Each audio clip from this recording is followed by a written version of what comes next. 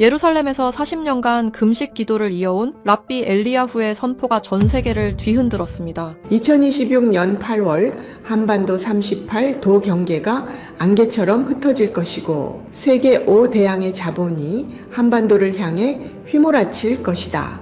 카발라의 신비를 꿰뚫는 자로 알려진 그녀의 입에서 한반도라는 단어가 나오자 뉴욕 월가와 런던 금융센터가 패닉에 빠졌습니다. 7천만 결례를 갈라놓은 저주의 선이 눈 녹듯 사라질 것이라는 예언에 유대인 금융가들은 비밀회의를 소집했죠. 극동의 작은 나라가 어째서 축복의 땅으로 지목되었는가? 어째서 한국이 80조 달러에 달하는 북방의 자원을 거머쥔단 말인가? 하버드의 경제석학들은 실소를 터뜨리며 고개를 저었습니다. 하지만 경악스럽게도 30일 후부터 서울의 심장이 세계 경제의 맥박을 쥐기 시작합니다. 더 충격적인 것은 다가오는 유대 신년 전에 이미 모든 전조가 완료되었다는 사실입니다. 예언인가 섭리인가? 지금부터 그 경이로운 미래의 실체를 밝힙니다. 샬롬. 나의 이름은 아비가일 벤 다비드입니다. 사람들은 저를 두고 예루살렘의 어머니라 부르기도 하고 때로는 월가에 보이지 않는 손들을 움직이는 마녀라 비난하기도 합니다. 하지만 나는 그저 유대교 율법을 지키며 다가올 메시아의 길을 예비하는 늙은 랍비일 뿐입니다. 평생을 이 오래된 성벽 안에서 율법서와 씨름해온 제가 왜 갑자기 지구 반대편의 작은 나라 대한민국을 이야기하려 하는지 의아하실 겁니다. 사실 저도 처음엔 받아들이기 힘들었습니다. 그것은 지금으로부터 정확히 50년 전 1976년 욤키푸르 대속죄일의 밤이었습니다. 모두가 잠든 깊은 밤, 저는 통곡의 벽지하 가장 깊숙한 곳 솔로몬의 채석장이라 불리는 비밀 기도실에 홀로 엎드려 있었습니다. 촛불 하나 켜지 않은 칠흑 같은 어둠 속에서 오직 신을 향한 간절함으로 기도를 올리던 중이었습니다. 차가운 돌바닥이 미세하게 진동하는가 싶더니 갑자기 제 등 뒤에서 뜨거운 열기가 느껴졌습니다.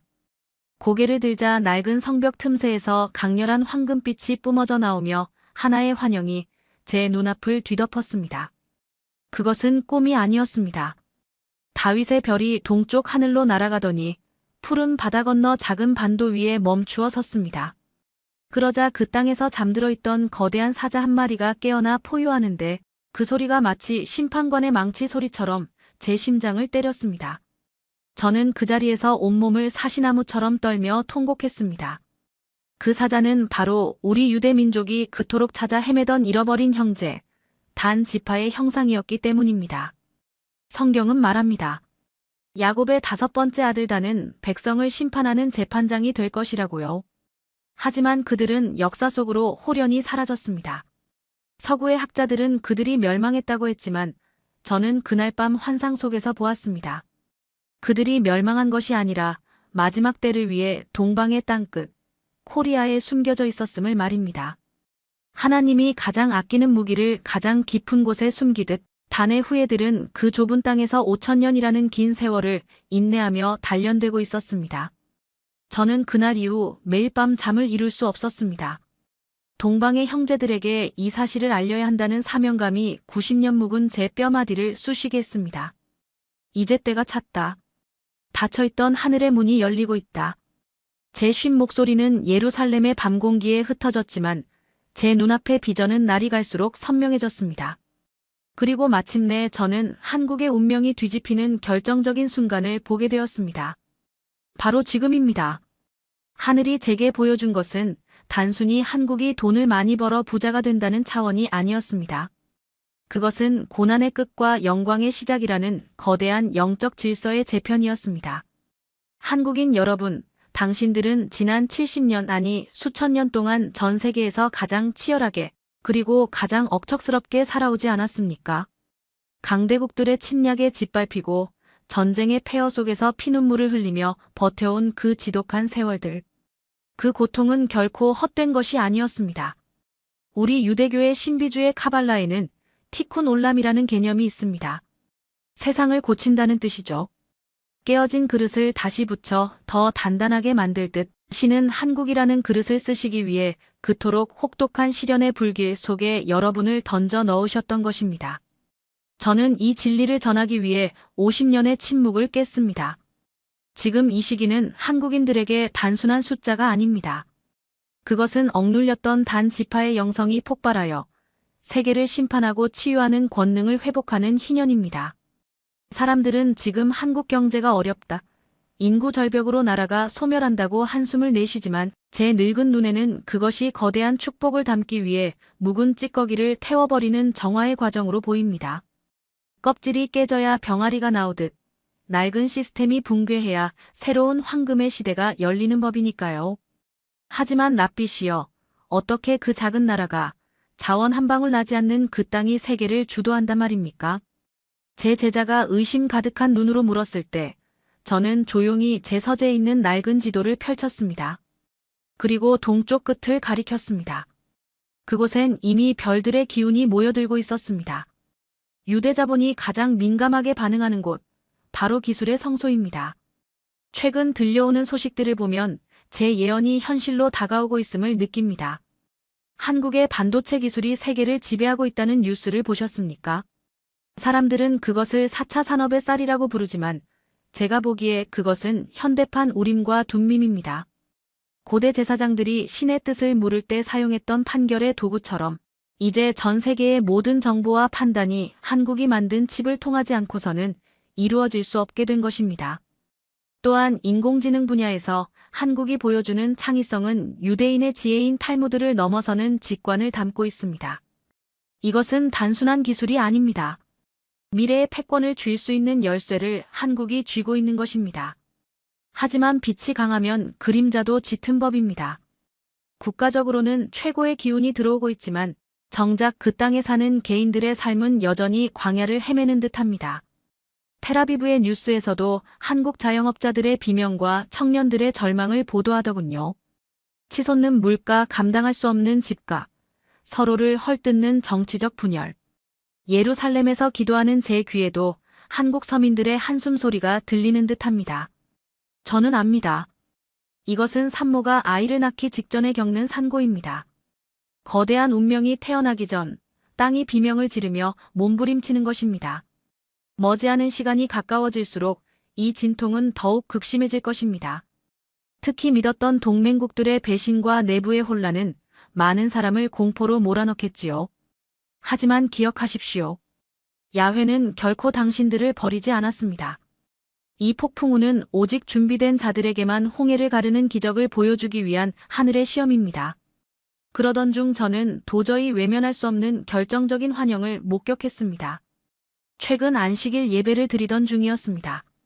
갑자기 성전 휘장이 찢어지는 듯한 소리와 함께 제 머릿속의 한 장면이 스쳐 지나갔습니다. 그곳은 한반도의 북쪽 평양이었습니다. 하지만 그곳은 더 이상 철옹성이 아니었습니다. 제가 본 북한의 모습은 거대한 댐이 안에서부터 금이가 터져버리는 형국이었습니다. 3대를 이어온 독재자의 권좌는 이미 밑동이 썩어 문드러져 있었고 그를 둘러싼 붉은 귀족들의 눈빛은 공포로 흔들리고 있었습니다. 외부의 미사일이나 폭격이 아니었습니다. 그저 낡은 건물이 스스로의 무게를 이기지 못해 무너져 내리는 소리였습니다. 그리 오래 남지 않았습니다. 그 안의 장벽은 무너질 것입니다. 저는 떨리는 손으로 토라의 두루마리를 잡으며 확신했습니다. 다가오는 가까운 미래는 북한이라는 거대한 감옥의 문이 열리고 남과 북의 잃어버린 형제가 하나로 합쳐져 거대한 빛의 기둥을 세우는 원년이 될 것입니다. 이것은 정치적인 협상의 결과가 아닙니다. 하늘이 정한 70년의 형벌 기간이 끝났기 때문에 일어나는 불가항력적인 변화입니다. 그런데 여러분, 혹시 알고 계십니까? 이 모든 기적의 시나리오가 이미 숫자 70이라는 비밀 코드 속에 숨겨져 있었다는 사실을 말입니다. 바빌론 유수 70년 만에 고향으로 돌아온 우리 유대 민족처럼 한반도에도 정확히 70년의 세월이 가리키는 소름 끼치는 일치가 기다리고 있습니다. 1948년 이스라엘 건국, 그리고 1948년 대한민국 정부 수립. 지구 반대편에서 일어난 이 기묘한 동시 탄생은 과연 우연이었을까요?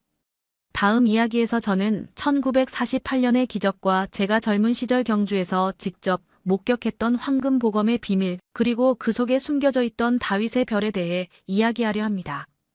우연을 믿지 않는 자만이 진실의 문을 열 수 있습니다. 제가 보았던 그날의 전율을 감당할 준비가 되셨습니까? 여러분은 역사가 그저 우연히 일어나는 사건들의 나열이라고 믿으십니까? 강대국들의 정치 싸움이나 영웅들의 결단에 의해서만 세상이 움직인다고 생각하시나요? 천만의 말씀입니다. 역사는 보이지 않는 손이 정교하게 짜놓은 거대한 테피스트리입니다. 우리가 볼 수 있는 것은 그 뒷면에 엉킨 실타래뿐이지만 하늘에서 내려다보면 그곳에는 한치의 오차도 없는 완벽한 그림이 그려져 있습니다. 저는 오늘 그 완벽한 그림의 증거, 바로 숫자 1948과 70에 얽힌 소름 끼치는 비밀을 이야기하려 합니다. 잠시 시간을 1948년으로 돌려봅시다. 그 해는 인류 역사상 가장 기이한 일이 벌어진 해였습니다. 지중해의 동쪽 끝, 팔레스타인 땅에서 2000년 동안 나라 없이 떠돌던 유대인들이 기적적으로 이스라엘이라는 나라를 다시 세웠습니다. 1948년 5월 14일이었죠.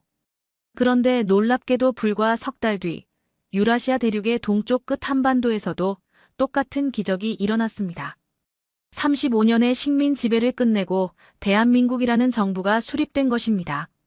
1948년 8월 15일 서쪽의 이스라엘과 동쪽의 대한민국 이 두 나라는 마치 쌍둥이처럼 같은 해에 태어났습니다. 둘 다 자원 하나 없는 척박한 땅이었고 주변은 적대적인 세력들로 둘러싸여 있었습니다. 이스라엘은 아랍의 1억 인구에 포위되었고 한국은 공산주의 세력의 최전선에 놓였습니다. 하지만 두 나라는 보란듯이 살아남았습니다. 아니, 단순히 살아남은 것을 넘어 한강의 기적과 사막의 기적이라는 데칼코마니 같은 성공 신화를 써내려갔습니다.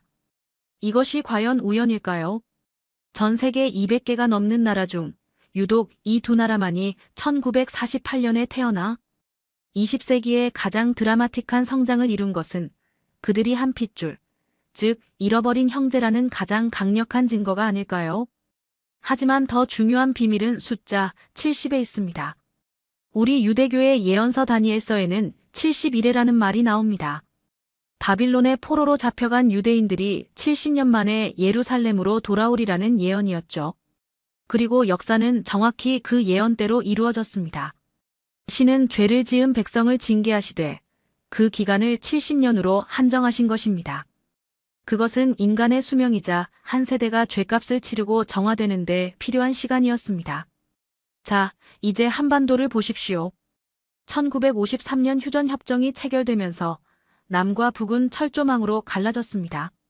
그로부터 70년이 지난 시점이 바로 2023년이었습니다. 많은 사람이 묻습니다.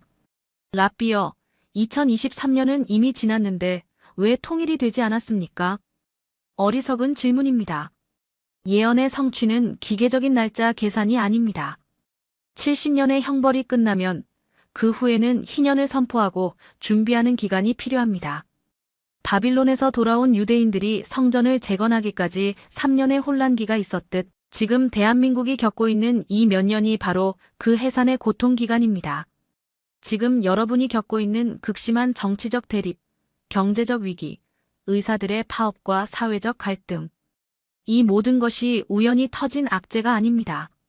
70년의 묵은 때를 벗겨내고 새로운 시대로 진입하기 위해 겪어야만 하는 피할 수 없는 통과 의례인 것입니다. 지금 이 시기는 그 산고가 끝나고 마침내 옥동자가 태어나는 때입니다. 제가 이런 확신을 갖게 된 것은 단순히 책상머리에서 숫자를 계산했기 때문이 아닙니다. 저는 제 두 눈으로 직접 그 증거를 보았습니다. 1978년 제가 42살 되던 해, 저는 신분을 숨기고 대한민국 경주를 비밀리에 방문했습니다. 당시 한국은 개발도상국에 불과했지만 제게는 그 어떤 선진국보다 찬란하게 빛나는 약속의 땅이었습니다. 인천공항에 내렸을 때의 첫인상을 저는 잊을 수 없습니다.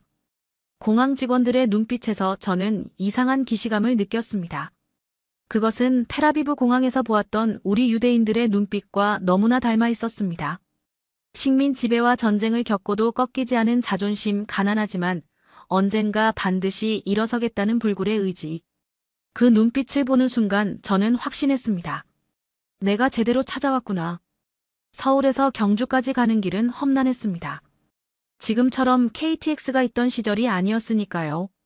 덜컹거리는 기차 안에서 저는 창밖의 풍경을 하염없이 바라보았습니다. 논과 밭 사이로 허리가 굽은 농부들이 일하고 있었고 아이들은 흙먼지 날리는 골목길에서 뛰어놀고 있었습니다. 가난했지만 그 땅에는 생명력이 넘쳤습니다. 마치 광야를 헤매던 우리 조상들이 약속의 땅 가나안을 처음 바라보았을 때처럼 제 가슴은 설렘으로 터질 것 같았습니다. 경주의 안개 낀 아침을 저는 아직도 잊을 수 없습니다. 거대한 고분들 사이를 걸으며 저는 마치 고대 이스라엘의 왕들의 무덤가를 걷는 듯한 착각에 빠졌습니다. 그리고 국립박물관의 유리 진열장 앞에서 저는 숨이 멎는 듯한 충격을 받았습니다. 그곳에는 계림로 황금보검이라 불리는 유물이 놓여 있었습니다. 순금으로 만든 칼집에 붉은 석류석과 파란 유리가 정교하게 박혀있는 그 검. 그것은 분명 한반도의 것이 아니었습니다. 그 문양, 그 세공 기술. 그것은 우리 유대인의 조상들이 흑해 연안을 지나 동쪽으로 이동할 때 사용했던 트라키아와 스키타이의 양식이었습니다. 저는 유리창에 코를 박다시피 하며 그 보검을 들여다보았습니다. 칼자루에 새겨진 문양들, 그것은 단순한 장식이 아니었습니다. 거기에는 우리 유대인들이 사용하던 생명나무의 상징이 숨겨져 있었습니다. 어떻게 이것이 여기에 있을 수 있단 말입니까? 제 손이 떨리기 시작했습니다. 하지만 저를 전율케 한 것은 금관총에서 나온 금관이었습니다. 사슴뿔 모양의 그 화려한 금관. 한국의 학자들은 그것을 샤머니즘의 상징이라고 말하더군요. 하지만 제 눈에는 다르게 보였습니다. 그것은 구약성경 출애굽기에 묘사된 대제사장의 관, 그리고 생명나무의 형상이었습니다. 나뭇가지마다 매달린 옥들은 생명의 열매를 상징하고 있었습니다. 박물관의 한국인 학예사가 제게 다가왔습니다. 그녀는 영어를 조금 할 줄 알았는데 제가 유물들을 그토록 진지하게 바라보는 것이 신기했던 모양입니다. 어디서 오셨습니까? 저는 잠시 망설이다 대답했습니다. 예루살렘에서 왔습니다. 그녀의 눈이 동그래졌습니다. 이스라엘에서요? 이 먼 곳까지 왜 오셨습니까? 저는 금관을 가리키며 말했습니다. 저 금관의 주인을 찾으러 왔습니다. 저 금관을 쓴 왕의 후예들이 지금 이 땅에 살고 있습니다. 당신도 그 중 한 명이고요.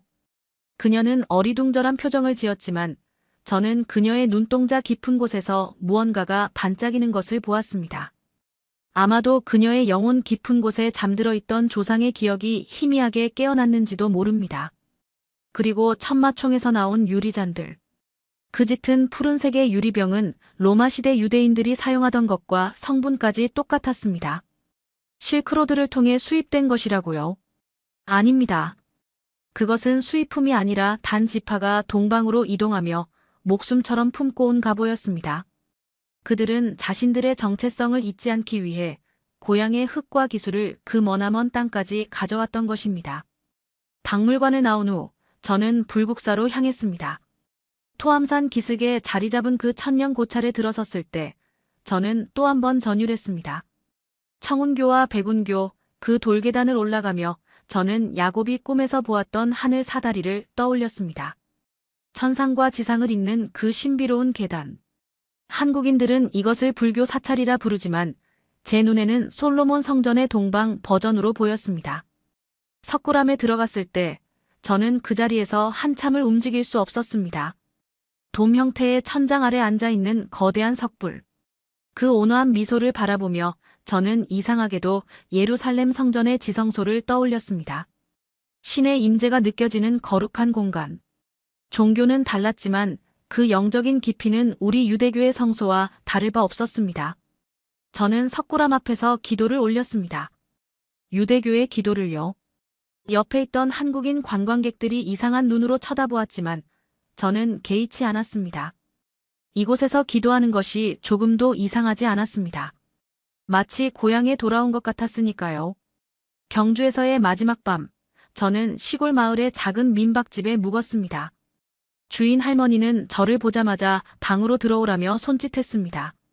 언어가 통하지 않았지만 그녀의 따뜻한 미소는 만국 공통이었습니다. 그녀는 제게 밥과 김치, 그리고 된장찌개를 내주었습니다. 그 음식을 먹는 순간 저는 눈물이 핑 돌았습니다. 된장의 그 깊은 맛. 그것은 우리 유대인들이 먹는 발효 콩 요리와 너무나 비슷했습니다. 김치의 매콤하고 시큼한 맛은 우리의 절임 채소와 닮아 있었고요. 수천 킬로미터 떨어진 두 민족이 어떻게 이토록 비슷한 음식을 먹을 수 있단 말입니까? 할머니는 제가 밥을 다 먹을 때까지 옆에 앉아 지켜보았습니다. 그리고 제 빈 그릇을 보며 흐뭇하게 웃었습니다. 그 미소는 제 어머니의 미소와 똑같았습니다. 유대인 어머니들이 자식이 밥을 잘 먹을 때 짓는 바로 그 미소. 저는 그 할머니의 손을 잡고 히브리어로 말했습니다. 토다라바. 감사합니다. 할머니는 무슨 뜻인지 몰랐지만 제 눈에 맺힌 눈물을 보고는 제 손을 꼭 쥐어주었습니다. 다음 날 아침 박물관을 나온 저는 경주의 한 시골 마을에서 장례 행렬을 보았습니다. 상주들이 입은 누런 베옷, 아이고 아이고 하며 곡을 하는 소리. 저는 그 자리에서 무릎을 꿇고 말았습니다. 히브리어로 아이고는 슬프다는 탄식입니다.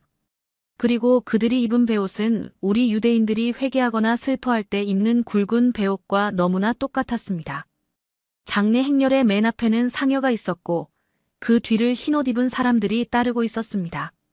그들은 두 줄로 서서 천천히 걸었는데 그 대형은 우리 유대인들의 장례 행렬과 정확히 일치했습니다.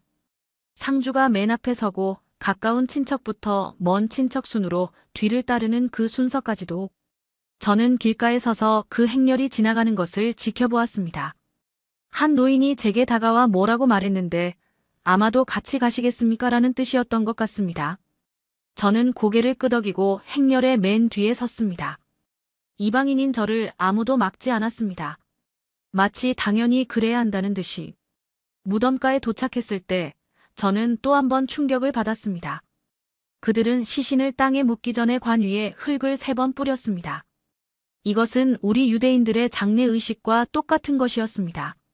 그리고 무덤 앞에서 절을 하는 모습, 음식을 차려놓고 망자를 기리는 모습. 이 모든 것이 우리의 전통과 너무나 닮아 있었습니다. 어떻게 수천 킬로미터 떨어진 두 민족이 부모가 돌아가셨을 때 입는 옷과 내뱉는 탄식 소리까지 같을 수 있단 말입니까? 이것은 문화 교류로 설명될 수 있는 것이 아닙니다. 이것은 같은 피가 흐르고 있다는 명백한 유전적 증거입니다. 한국인 여러분, 당신들은 스스로를 백의 민족이라 부르죠. 흰옷을 즐겨 입는 민족. 성경 요한계시록에는 마지막 때에 흰옷 입은 무리가 나와 하나님을 찬양한다고 기록되어 있습니다. 저는 확신합니다. 그 흰옷 입은 무리가 바로 동방의 땅끝에서 인내하며 기다려온 여러분, 단의 후예들입니다. 당신들의 애국가에는 하나님이 보호하사라는 가사가 있다고 들었습니다. 하나님이라는 단어가 기독교 용어로만 보이지만 실은 한국의 고유한 신관과 맞닿아 있는 표현이라고 합니다. 당신들의 조상 단군은 하늘의 제사를 지내기 위해 강화도 만이산에 참성단을 쌓았습니다. 돌을 다듬지 않고 자연석 그대로 쌓아올린 그 제단은 정으로 쪼아 만든 돌로 제단을 쌓지 말라는 모세의 율법과 정확히 일치합니다. 이 모든 퍼즐 조각들이 하나의 그림을 가리키고 있습니다. 1948년의 건국, 70년의 분단, 그리고 경주의 황금 유물들. 이것은 신이 마지막 시대를 위해 한반도라는 땅에 숨겨놓은 거대한 비밀 코드였습니다. 그리고 이제 약속된 시간이 도래했습니다. 그런데 말입니다. 영적인 각성만으로는 세상이 바뀌지 않습니다. 하늘의 뜻이 땅에서 이루어지기 위해서는 현실적인 힘, 즉 자본이 움직여야 합니다. 돈은 거짓말을 하지 않습니다. 돈은 가장 정직한 예언자입니다. 제가 예루살렘으로 돌아온 직후 월가의 유대인 거물들이 저를 찾아오기 시작했습니다. 로스차일드 가문의 집사부터 블랙록의 펀드 매니저들까지. 그들은 하나같이 불안한 눈빛으로 제게 물었습니다. 어머니, 정말 때가 된 것입니까? 우리가 40년 동안 준비해온 그 계획을 실행해도 되겠습니까? 그들은 이미 알고 있었던 것입니다. 한반도가 단순히 분단된 위험 국가가 아니라 전 세계의 불을 빨아들일 블랙홀이 될 것임을 말입니다.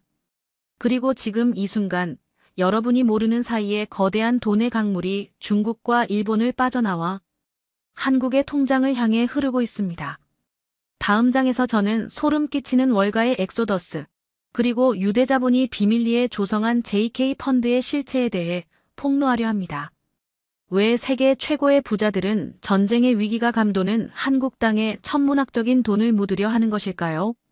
그들이 본 장부에는 우리가 상상조차 하지 못한 미래의 숫자가 적혀 있었습니다. 돈은 거짓말을 하지 않습니다.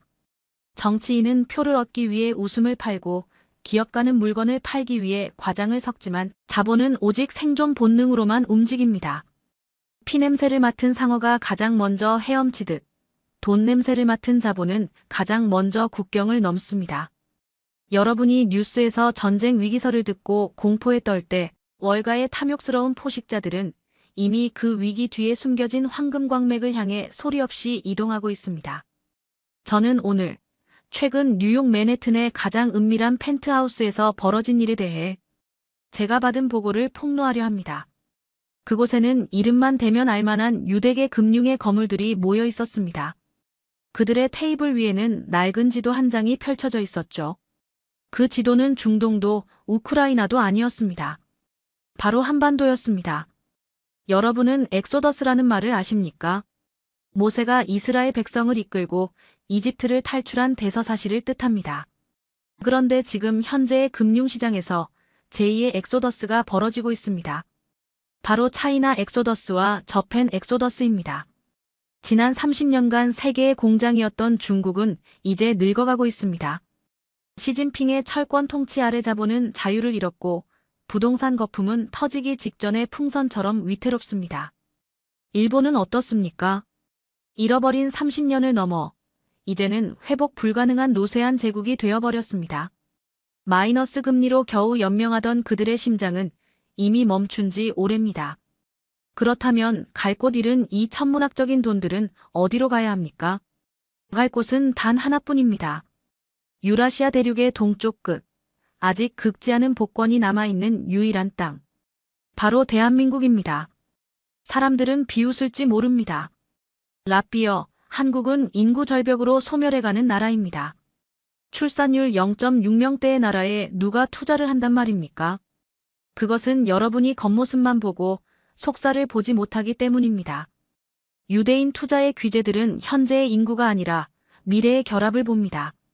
남한의 자본과 기술, 그리고 북한의 노동력과 자원이 합쳐질 때 발생하는 폭발적인 시너지를 계산하고 있는 것입니다. 제가 40년 전부터 비밀리에 자문해온 프로젝트가 하나 있습니다. 코드명 JK 펀드. 유다와 코리아의 앞글자를 딴. 이 비밀 펀드는 오직 한반도의 통일과 그 이후의 재건을 위해 조성된 자금입니다. 그 규모가 얼마인지 짐작이나 가십니까? 자그마치 8천억 달러입니다. 한국 돈으로 1,000조 원이 넘는 돈이 이미 런던과 홍콩, 싱가포르의 지하 금고에서 출격 명령만을 기다리고 있습니다. 이 펀드의 설계자는 로스차일드 가문의 집사 출신인 제임스라는 인물입니다. 그는 제게 이렇게 말했습니다. 어머니, 전 세계에서 가장 저평가된 주식이 무엇인지 아십니까? 바로 휴전선 철조망입니다. 저 철조망이 거치는 순간 한반도의 자산 가치는 최소 50배 이상 뛸 것입니다. 이것은 도박이 아닙니다. 이것은 역사상 가장 확실한 베팅입니다. 그들은 이미 움직이기 시작했습니다. 최근 외국인 투자자들이 한국의 반도체와 방산 주식을 미친 듯이 사들이고 있는 것을 보셨습니까? 그들은 단순히 실적이 좋아서 사는 것이 아닙니다. 그들은 한국의 기업들이 곧 북한의 히토류와 우라늄을 독점적으로 개발하게 될 미래를 선취매하고 있는 것입니다. 북한 땅 밑에 묻혀있는 광물 자원의 가치가 얼마나 되는지 아십니까? 보수적으로 잡아도 7천조 원, 많게는 1경 원에 달합니다. 전기차 배터리의 핵심인 리튬, 반도체의 필수적인 히토류가 산더미처럼 쌓여 있습니다. 지금은 중국이 헐값에 가져가고 있지만 통일이 되면 그 모든 자원은 고스란히 대한민국의 국부가 됩니다. 월가의 유대인들은 이 계산을 이미 끝냈습니다. 그래서 그들은 지금 한국의 부동산과 채권을 조용히 쓸어담고 있는 것입니다. 여러분이 집값 떨어진다고 공포에 질려 매물을 내놓을 때 검은 머리 외국인으로 위장한 그들이 그 매물을 낚아채고 있습니다. 제가 본 환상 속에서 지금 이 시기는 거대한 부의 이동이 일어나는 해였습니다. 가난한 자는 더 가난해지고 부자는 더 부자가 되는 양극화가 아닙니다. 깨어있는 자가 부를 거머쥐고 잠든 자는 가진 것마저 빼앗기는 부의 재편입니다. 블랙록의 레리 회장이 최근 사석에서 이런 말을 했다고 합니다. 나는 지금 서울의 야경을 볼 때마다 가슴이 뛴다. 저 불빛들 아래 잠들어 있는 역동성은 뉴욕의 1980년대보다 더 뜨겁다. 한국인들은 자신들이 얼마나 대단한 잠재력을 가지고 있는지 모른다. 그래서 우리가 그 과실을 따먹기에 아주 좋은 시기다. 얼마나 소름 끼치는 말입니까? 그들은 우리 단 지파의 형제들이 스스로를 비하하고 헬조선이라 욕하며 자포자기하기를 기다리고 있습니다. 그래야 헐값에 여러분의 기업과 땅을 살 수 있으니까요. 하지만 저는 경고합니다. 형제들이여, 절대 여러분의 땅과 주식을 헐값에 넘기지 마십시오. 지금의 고금리와 불경기는 여러분을 털어먹기 위한 거대한 연막작전일 수 있습니다. 버티십시오. 그리고 눈을 크게 뜨고 자본의 흐름을 지켜보십시오. 특히 부산을 주목하십시오. 제 환상 속에서 부산은 단순한 항구 도시가 아니었습니다. 북극 항로가 열리고 시베리아 횡단 철도가 연결되는 날, 부산은 싱가포르와 홍콩을 제치고 아시아 제1의 금융 허브가 되어 있었습니다. 지금 부산 북항 재개발 현장에 가보셨습니까? 그곳에 올라가고 있는 마천루들은 단순한 건물이 아닙니다.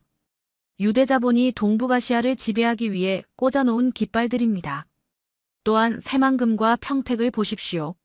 세계 최대의 반도체 공장들이 왜 그곳에 들어섰겠습니까? 전쟁이 날 나라라면 삼성과 인텔이 수백조 원을 들여 공장을 짓겠습니까? 그들은 알고 있습니다. 한반도에서의 전쟁은 없다는 것을. 오히려 거대한 평화의 시장이 열린다는 것을. 돈 냄새를 맡는 데는 귀신인 소로스가 최근 한국의 바이오 기업들의 대규모 투자를 단행했다는 소식이 들려옵니다. 그는 말합니다. 한국인의 손기술과 두뇌는 유전자 가위 기술에 최적화되어 있다. 그들은 암을 정복하고 노화를 늦추는 기술로 석유보다 더 큰 돈을 벌어들일 것이다. 이 모든 신호가 바로 지금을 가리키고 있습니다. 월가의 금고가 열리고 달러의 댐이 무너져 한반도로 쏟아져 들어오고 있습니다. 이것은 축복일까요? 아니면 재앙일까요?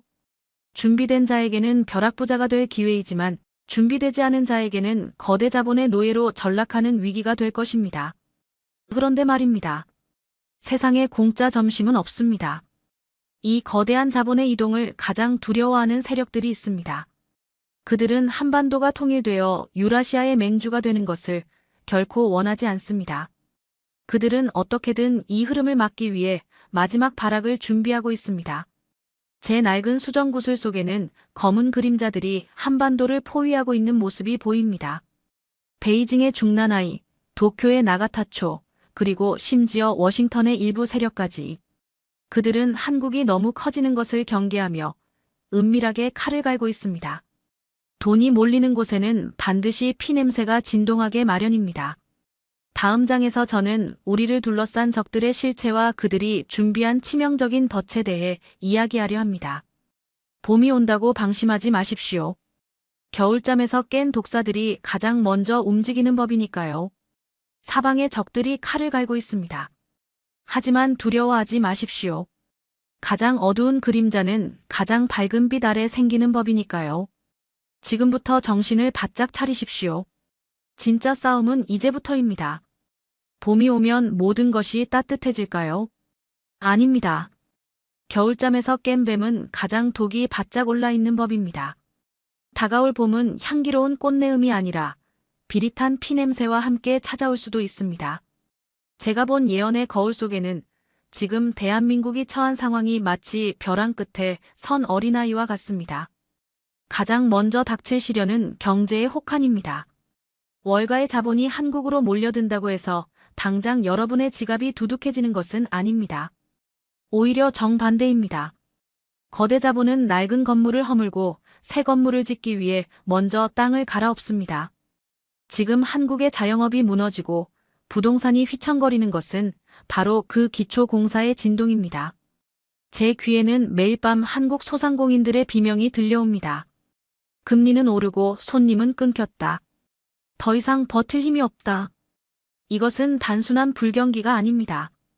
이것은 산업구조가 뿌리째 바뀌는 창조적 파괴의 과정입니다. AI와 로봇이 일자리를 대체하고 온라인 플랫폼이 골목, 상권을 집어삼키는 이 잔인한 흐름은 조만간 정점을 찍을 것입니다. 하지만 진짜 무서운 적은 밖에 있습니다. 중국을 보십시오. 그들은 동북 공정이라는 역사 왜곡을 넘어 이제는 한반도 공정을 시작했습니다. 시진핑 주석의 책상 위에는 비밀 보고서가 하나 놓여 있습니다. 플랜 비북한 붕괴 시 평양 이북을 중국의 영토로 편입한다. 그들은 한국이 통일되어 강력한 경쟁자가 되는 것을 결코 용납하지 않을 것입니다. 그래서 그들은 북한 정권이 흔들릴 때마다 은밀하게 생명줄을 대주고 한국 내부에는 갈등을 조장하는 댓글 부대를 투입하고 있습니다. 일본은 어떻습니까? 그들은 겉으로는 웃고 있지만 속으로는 칼을 갈고 있습니다. 최근 엔화 약세를 유도하여 한국의 수출 기업들을 고사시키려는 엔저 공습을 보셨습니까? 이것은 단순한 환율 전쟁이 아닙니다. 한국의 경제 펀더멘털을 무너뜨려 통일 비용을 감당하지 못하게 하려는 치밀한 전략입니다. 도쿄의 극우 세력들은 말합니다. 한국이 통일되면 일본은 이류 국가로 전락한다. 어떻게든 그들의 발목을 잡아야 한다. 그리고 가장 뼈아픈 것은 미국의 태도입니다. 동맹이라 믿었던 그들조차 자국의 이익 앞에서는 냉정합니다. 최근 미국 정부가 한국의 전기차와 배터리의 보조금을 줄이고 반도체 기술 이전을 제한하는 것을 보십시오. 그들은 한국이 중국을 견제하는 방패 역할만 하길 원하지 자신들을 위협하는 창이 되는 것을 원치 않습니다. 한국은 우리의 파트너지만 너무 똑똑해지면 곤란하다. 이것이 워싱턴 싱크탱크의 솔직한 속내입니다. 하지만 가장 치명적인 적은 내부에 있습니다. 바로 분열입니다. 총선이 끝난 직후 한국 사회는 극심한 혼란에 빠질 수 있습니다. 승복하지 않는 패자들과 승리에 도취된 승자들 사이의 싸움은 거리의 폭동으로 번질 수 있습니다. 가짜 뉴스가 판을 치고 세대 간, 남녀 간, 지역 간의 갈등은 최고조에 달할 것입니다. 제 환상 속에서 저는 보았습니다. 광화문 광장이 두 쪽으로 갈라져 서로를 향해 저주를 퍼붓는 모습을. 촛불과 태극기가 뒤섞여 아수라장이 된 그곳에서 정작 중요한 국가의 미래는 실종되었습니다. 나라가 망해가는데 정치인들은 밥그릇 싸움만 하고 있구나. 이 탄식이 터져나올 때 바로 그때가 가장 위험한 순간입니다. 왜냐하면 적들은 우리가 스스로 무너지기를 기다리고 있기 때문입니다. 트로이 목마는 성 밖에서 들어온 것이 아니라 성 안의 사람들이 직접 끌어들인 것입니다. 내부의 배신자들이 적들에게 성문을 열어주는 그 순간 대한민국은 70년 동안 쌓아올린 모든 것을 잃을 수도 있습니다. 여러분은 기억하셔야 합니다. 이스라엘이 멸망했던 것은 로마의 군대가 강해서가 아닙니다. 유대인들끼리 서로를 증오하고 싸웠기 때문입니다. 지금 한국이 딱 그 꼴입니다. 의사들은 환자를 버리고 파업에 나서고 교사들은 학생을 포기하고 거리로 나옵니다. 노조는 회사를 볼모로 잡고 기업은 투자를 멈춥니다. 이것이 망조가 아니고 무엇이겠습니까? 저는 랍비로서 여러분께 경고합니다. 지금 당장 멈추십시오. 서로를 향한 증오의 칼날을 거두십시오. 그 칼끝은 결국 여러분 자신의 심장을 겨누게 될 것입니다. 머지않은 미래에 한국은 퍼펙트 스톰을 맞이하게 될 수도 있습니다. 경제 위기, 안보 위기, 사회 갈등이 한꺼번에 터지는 거대한 폭풍. 환율은 1,600원을 돌파하고 코스피는 바닥을 칠 수 있습니다. 사람들은 공포에 질려 달러를 사재기하고 이민을 알아보며 아우성을 칠 것입니다. 이제 끝났다. 대한민국은 여기까지다.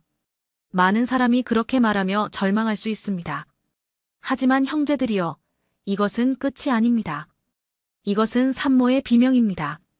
아이가 태어나려면 산모는 죽을 만큼의 고통을 겪어야 합니다. 피를 흘리고 뼈가 벌어지는 고통 없이는 새 생명이 태어날 수 없습니다. 지금 여러분이 겪는 이 고통은 통일 한국이라는 거대한 아이를 낳기 위한 마지막 진통입니다. 저는 보았습니다. 그 절망의 끝자락에서 피어나는 작은 희망의 불씨를. 그것은 정치인도 재벌도 아니었습니다. 바로 평범한 시민들, 이름 없는 영웅들이었습니다. IMF 때 금을 모아 나라를 구했던 그 위대한 DNA가 다시 깨어나는 순간이 올 것입니다. 우리가 남인가? 이대로 죽을 수는 없다. 시장에서, 공장에서, 학교에서 서로의 손을 잡고 눈물을 닦아주는 그 따뜻한 마음들이 모여 거대한 방파제가 되어 파도를 막아낼 것입니다.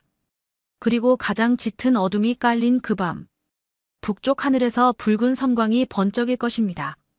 그것은 미사일이 아닙니다. 그것은 낡은 시대가 무너지는 신호탄입니다. 우리가 그토록 두려워했던 북한, 그 철옹성 같던 장벽이 스스로 무너져 내리는 소리입니다. 적들이 파놓은 함정은 오히려 그들의 무덤이 될 것입니다. 중국과 일본이 우리를 흔들려 했던 그 모든 공작들이 역풍이 되어 그들을 덮칠 것입니다. 다음 장에서 저는 제 눈으로 똑똑히 본 환상 속의 기적을 공개하려 합니다. 총 한 방 쏘지 않고 피 한 방울 흘리지 않고 이뤄내는 기적 같은 승리. 제가 본 그날 휴전선에서는 무슨 일이 벌어졌을까요? 북한군 병사가 총을 버리고 남한군 병사를 끌어안으며 오열했던 그 감동적인 3일간의 기록. 이제 진짜 드라마가 시작됩니다. 손수건을 준비하십시오. 역사는 예고 없이 찾아오지 않습니다. 다만 우리가 그 신호를 읽지 못할 뿐입니다. 제가 통곡의 벽 지하 그 깊고 어두운 밀실에서 보았던 환상은 너무나 생생해서 마치 제 피부에 그날의 뜨거운 여름 햇살이 닿는 듯 했습니다. 저는 지금부터 그 환상 속에서 제가 목격한 장면들을 여러분께 전하려 합니다. 환상 속 그날 아침, 평양의 하늘은 유난히 맑았습니다. 하지만 그 고요함은 폭풍 전야의 정막이었습니다. 전 세계 정보국들이 감지하지 못했던 거대한 균열이 평양의 주석궁 깊은 곳에서부터 시작되고 있었습니다. 핵 버튼을 누를 권한을 가진 자, 절대권력이라 불리던 그가 쓰러졌다는 소문이 바람보다 빠르게 평양 시내를 휩쓸었습니다. 통제되지 않는 소문은 진실보다 강력한 무기입니다. 군부의 지휘 통신망이 먹통이 되고 38선 최전방을 지키던 북한군 지휘관들의 무전기에는 잡음만이 가득 찼습니다. 제가 본 것은 미사일이 날아다니는 전쟁터가 아니었습니다. 그것은 침묵의 행진이었습니다. 황해도와 강원도, 평안도에 굶주린 주민들이 그리고 총을 든 군인들이 약속이나 한 듯 남쪽을 향해 걸어오기 시작했습니다. 그들의 눈에는 살기가 아닌 생존에 대한 본능적인 갈망이 서려 있었습니다. 더 이상 이렇게 살 수는 없다. 남쪽으로 가자. 거기에 쌀이 있고 거기에 자유가 있다더라. 이 거대한 민심의 해일 앞에 휴전선에 설치된 지뢰밭도 고압 전류가 흐르는 철조망도 무용지물이었습니다. 환상 속의 어느 새벽 경기도 파주의 최전방 지피. 남한의 어린 병사들은 공포에 질려 총구를 겨눴습니다. 레이더 화면을 가득 메운 수만 개의 점들. 그것은 적군의 침투가 아니라 형제들의 귀환이었습니다. 그때였습니다. 기적이 일어난 것은 남한의 한 젊은 중대장이 확성기를 잡았습니다. 그의 목소리는 떨리고 있었지만 명확했습니다. 쏘지 마라. 절대로 먼저 발포하지 마라. 그들은 적이 아니다. 우리와 같은 말을 쓰는 사람들이다. 북한군 선봉에 섰던 앙상한 얼굴의 소년병 하나가 어깨에 메고 있던 소총을 바닥에 내려놓았습니다. 철그럭. 그 금속성 소리가 나비 효과가 되어 휴전선 248km 전체로 퍼져나갔습니다. 뒤이어 수만 명의 북한 군인들이 무기를 버리고 두 손을 들었습니다. 총성은 없었습니다. 대신 그 자리를 채운 것은 70년 동안 참아왔던 통곡 소리였습니다. 어머니, 형님, 우리가 왔습니다. 서로의 총구가 내려가고 남과 북의 병사들이 철책을 사이에 두고 마주 섰을 때 하늘에서는 때마침 장마철의 굵은 빗줄기가 쏟아졌습니다. 그 비는 지난 70년의 핏자국과 원한을 씻어내리는 하늘의 세례였습니다. 남한의 병사들은 전투 식량을 꺼내 북한군에게 건넸고 북한의 병사들은 품속에 숨겨왔던 빛바랜 가족사진을 보여주었습니다. 이것이 제가 본 기적의 3일 중 첫째 날이었습니다. 둘째 날 환상 속에서 전 세계가 경악했습니다. CNN과 BBC는 정규 방송을 중단하고 한반도의 상황을 생중계했습니다. 워싱턴의 펜타곤과 베이징의 중난하이는 패닉에 빠졌습니다. 중국은 즉각 인민해방군을 압록 강변에 집결시키며 개입을 시도했습니다. 북한의 치안 유지를 위해 평화유지군을 진입시키겠다. 하지만 그들은 늦었습니다. 이미 휴전선은 무너졌고 남한의 자본과 기술이 북한 주민들의 마음을 선점해버렸기 때문입니다. 스마트폰이 무기보다 강했습니다. 북한 주민들은 남한 병사들이 건넨 스마트폰으로 서울의 화려한 야경과 풍요로운 삶을 실시간으로 확인했습니다. 그 정보의 충격은 핵폭탄보다 강력하게 그들의 사상을 무장해제시켰습니다. 셋째 날, 마침내 물리적인 장벽이 뜯겨나갔습니다. 포클레인이 동원되어 녹슨 철조망을 걷어내고 지뢰가 제거된 통로로 구호 물품을 실은 트럭들이 줄지어 북으로 향했습니다. 서울의 시민들은 누가 시키지도 않았는데 광화문 광장으로 쏟아져 나왔습니다. 2002년 월드컵 때보다 더 뜨거운 붉은 물결이 이번에는 대한민국이 아닌 우리는 하나다를 외치고 있었습니다. 많은 경제학자가 우려했던 독일식 통일 비용의 악몽은 없었습니다. 왜냐하면 이것은 흡수 통일이 아니라 자원과 자본의 결합이었기 때문입니다. 로스차일드가 준비했던 JK 펀드가 즉각 가동되었습니다.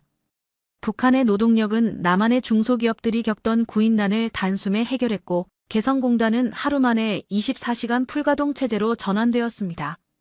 함경북도의 마그네사이트 광산과 무산의 철광산. 그곳에 매장된 일경 원 가치의 지하자원이 남한의 채굴 기술과 만나자 한국의 국가신용 등급은 단숨에 일본을 제치고 세계 2위로 뛰어올랐습니다. 코리아 디스카운트가 사라지고 코리아 프리미엄의 시대가 열린 것입니다. 제가 본 환상 속에서 가장 인상 깊었던 장면은 평양 김일성 광장의 변화였습니다. 거대한 동상이 철거된 자리에 세계적인 기업들의 로고가 새겨진 입간판이 들어섰습니다. 삼성, 현대, LG, 그리고 구글과 테슬라. 평양은 더 이상 죽은 도시가 아니었습니다. 아시아에서 가장 핫한 신흥시장이자 기회의 땅으로 변모하고 있었습니다. 남한의 청년들은 배낭을 메고 시베리아 횡단 열차의 시발점이 될 부산역으로 모여들었습니다. 이제 우리는 섬나라가 아니다. 대륙으로 간다. 그들의 가슴 속에 웅크리고 있던 대륙의 기질, 단 지파의 야성이 되살아난 것입니다. 물론 혼란이 없었던 것은 아닙니다. 문화적 차이, 빈부격차, 사회적 갈등. 하지만 피는 물보다 진했습니다.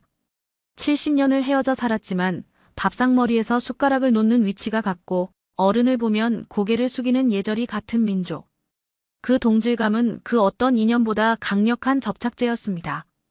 제가 40년 전 경주에서 보았던 그 황금 보검의 주인들, 단의 후예들이 마침내 하나의 깃발 아래 뭉친 것입니다. 이것은 단순한 국가의 통일이 아닙니다. 이것은 잃어버린 반쪽을 찾아 완전체가 되는 영적 완성입니다. 환상 속의 그 여름 태양은 그 어느 때보다 뜨거웠지만 한반도 사람들의 가슴보다는 뜨겁지 않았습니다. 전 세계가 부러워하는 시선으로 혹은 두려워하는 시선으로 이 기적을 지켜보았습니다. 저 나라는 이제 건드릴 수 없다. 용이 여의주를 물었다.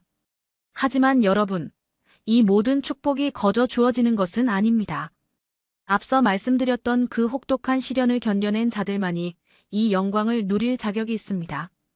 의심하지 않고 끝까지 버틴 자, 분열의 유혹에 넘어가지 않고 형제의 손을 놓지 않은 자. 그들이 바로 새 시대의 주인입니다. 이제 마지막 퍼즐이 남았습니다. 통일된 한반도, 이 새로운 강대국이 나아갈 길은 어디인가? 단순히 잘 먹고 잘 사는 부자 나라에 머물 것인가? 아니면 인류를 새로운 차원으로 이끄는 정신적 지도국이 될 것인가? 제가 50년을 기다려온 예언의 마지막 장, 바로 새로운 예루살렘에 대한 계시가 그 답을 말해줄 것입니다. 랍비로서 제 생의 마지막 과업이 담긴 그 이야기를 이제 시작하려 합니다. 우리는 예루살렘에서 기도할 뿐이지만 당신들은 서울에서 그것을 실현할 것입니다. 단 지파의 형제들이여, 이제 고개를 들어 하늘을 보십시오. 메시아의 시대가 열리고 있습니다. 메시아의 시대가 열린다는 것은 무엇을 의미할까요? 그것은 단순히 물질적 풍요가 아닙니다. 돈으로 산 행복은 유통기한이 짧습니다. 하지만 피와 땀으로 일궈낸 평화는 영원합니다. 제가 본 환상 속에서 기적이 이루어진 후 한반도에는 전 세계가 주목하는 새로운 질서가 자리 잡기 시작했습니다. 경제학자들은 이것을 한강의 기적을 넘어서는 대동강의 기적이라 부르며 GDP 숫자를 계산하기 바빴지만 제 눈에 보인 것은 숫자가 아니었습니다. 그것은 바로 인류가 그토록 찾아 헤매던 새로운 정신문명의 탄생이었습니다. 저는 오늘 랍비로서의 제 마지막 예언이자 유언과도 같은 이야기를 전하려 합니다. 통일된 한국은 단순히 땅덩어리가 합쳐진 것이 아닙니다. 그것은 서구 문명의 한계를 뛰어넘는 제3의 길이 열린 사건입니다. 지난 200년 동안 세계를 지배해온 서양의 물질 문명은 이제 병들었습니다. 극단적인 개인주의, 환경 파괴, 그리고 돈이면 다 된다는 황금만능주의가 인류의 영혼을 파먹고 있었죠. 미국도 유럽도 이 병을 고치지 못했습니다. 그런데 그 치유의 백신이 동방의 작은 나라, 코리아에서 발견된 것입니다. 그것은 바로 여러분의 DNA 속에 잠재되어 있던 홍익인간의 정신입니다. 널리 세상을 이롭게 하라는 그 고대의 가르침이 21세기의 첨단 기술과 만나 꽃을 피우기 시작했습니다. 제가 본 환상 속 미래의 대한민국은 팍스 코리아나, 즉 한국이 주도하는 평화의 시대였습니다. 하지만 이것은 로마나 미국처럼 군사력으로 세계를 찍어 누르는 패권이 아닙니다. 문화와 도덕, 그리고 기술로 세계를 감동시키는 매력의 패권입니다. 유라시아 대륙을 가로지르는 철도가 연결된 날을 상상해 보십시오. 부산에서 출발한 KTX가 평양을 지나 시베리아의 눈보라를 뚫고 런던과 파리, 그리고 마침내 예루살렘까지 이어지는 그 장엄한 철의 실크로드. 이것은 단순한 물류망이 아닙니다. 그것은 동맥경화에 걸린 지구의 혈관을 뚫어주는 생명의 길입니다. 그 길을 통해 무엇이 오고 갈까요? 한국의 반도체와 배터리만이 아닙니다. 한국인 특유의 정문화, 어른을 공경하는 효사상, 그리고 위기 때마다 서로를 돕는 공동체 의식이 전 세계로 수출될 것입니다. 뉴욕의 맨해튼 거리에는 한국식 예절을 배우는 학교가 생겨나고 파리의 노천 카페에서는 한국의 철학을 토론하는 젊은이들이 넘쳐납니다. 서양인들은 한국인들을 보며 이렇게 말할 것입니다. 그들은 우리보다 부유하지만 교만하지 않고 우리보다 똑똑하지만 차갑지 않다. 그들이 가진 저 따뜻한 마음, 저것이 바로 우리가 잃어버린 신의 형상이 아닐까.